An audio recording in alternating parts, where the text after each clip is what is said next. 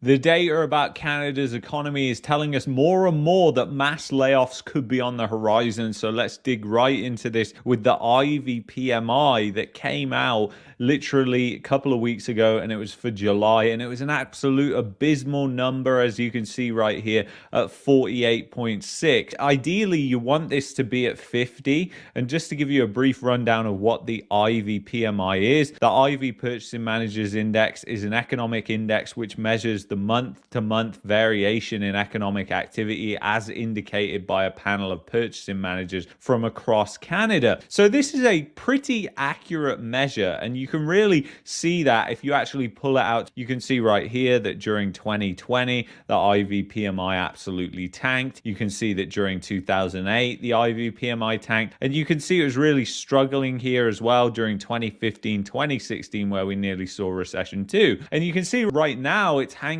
out right at the lows here as well. So this isn't a good sign, guys. When you've got the Ivey PMI that is falling off a cliff like this is not a good sign. It means that people who are actually out there, CEOs, purchasing managers, are actually pessimistic about what's going to happen in the future with the economy. And it is no wonder, because what we are seeing with CEBA loans could be an absolute disaster in terms of the amount of layoffs. And we're already seeing businesses going bankrupt absolutely everywhere. And it takes months for us to see that in the data. You know, it's kind of crazy how fast this is unfolding, but with the amount of debt that is in the economy and what's just happened with the rug pull of 2020 and 2021, when interest rates were rock bottom, everyone was taking on debt, gorging on that debt, getting really greedy. You know what Warren Buffett says, be fearful when others are greedy. And you know, if you'd held true to that, you would have been right, because now looking at the situation, it is very obvious that things are going to get very gnarly in the coming months and quarters. So let's continue on here and see what's happening with the CEBA loans. Only 5 months left until the CEBA repayment deadline. Over 30,000 business owners signed CFIB's petition calling for an extension. Only 5 months left until the CEBA repayment deadline on December 31st, 2023. If the CEBA loan is not repaid by then, small business owners will lose the up to $20,000 forgivable portion and pay the entire amount at a 5% interest rate, which is, you know, pretty much what interest rates are. So, you know, they're paying what the government is paying. They're paying the lowest rate there. But the thing is, they are asking essentially for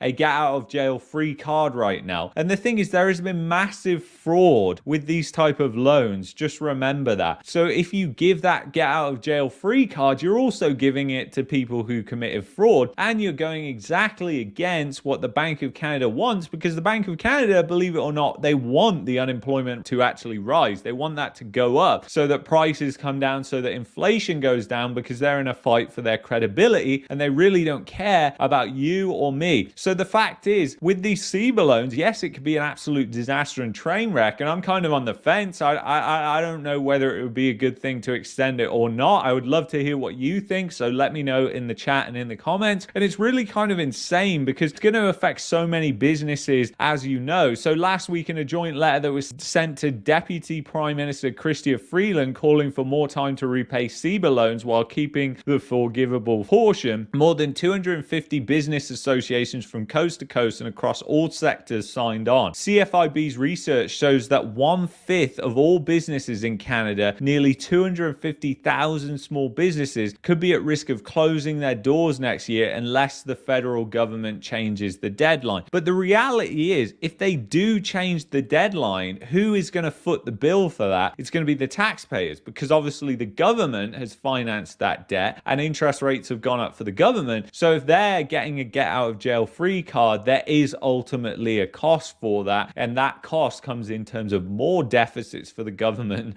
which is just not a good situation. So it's a lose-lose scenario in both respects. I think, you know, if they let obviously 250,000 businesses fail, that is going to have a way bigger impact than just the increase in the deficits that would be by allowing them to have more time to pay it back. But here's the thing, guys, that I want you to think about, and we have to think about, knowing where the economy is going and what we've just discussed. Is it likely to improve over the next year or get worse? And I would argue it's going to get worse. So if you allow allow them more time by kicking that can down the road, it's just going to get worse. But it shows the economic depression that we are heading into, and it shows how weak Canadian small businesses really are right there in full view. And I think that is the most profound takeaway from what the CFIB is saying here, is the fact that Canadian businesses are so weak and we are on the edge of a depression. We're on the edge of a cliff, just teetering over the edge. So it's kind of crazy what's happening, guys. So CFIB is pushing the federal government to extend the repayment deadline for the CEBA loan to the end of December 2025 or at least 2024. But again, what situation are we going to be in then? We're probably going to be in a worse situation. Small businesses are probably going to be even worse off next year. So the likelihood of them being able to repay it, I mean, yeah, you're just kicking the can down the road, which I know is what everybody loves to do in Canada when it comes to politics, the mainstream media and everything like that, is just kick the can down the road. And how well has that worked out for everything else, like housing? How well is that going to work out for the negative amortization shit that we discussed yesterday? It's crazy, guys. You know where we're heading with this. Small businesses have to deal with high interest rates, inflation, and shortages of labor. Most recently, they were hit by the supply chain disruptions caused by the strike at BC ports. They're suffering one blow after another. How much more do they need to endure before Ottawa realize it needs to extend the CEBA loan repayment deadline to provide some reprieve? That is true, and we understand and we have compassion for the circumstances that they are in right now. But all households are being absolutely raped by the high cost of living right now. You know, it is unbelievable how much we've seen inflation rise and wages just have not risen at all. This is not the 1970s where wages were actually rising significantly. You know, we've had negative real wage growth for a long time. So, you know, I mean, it's just absolutely crazy where we're at right now.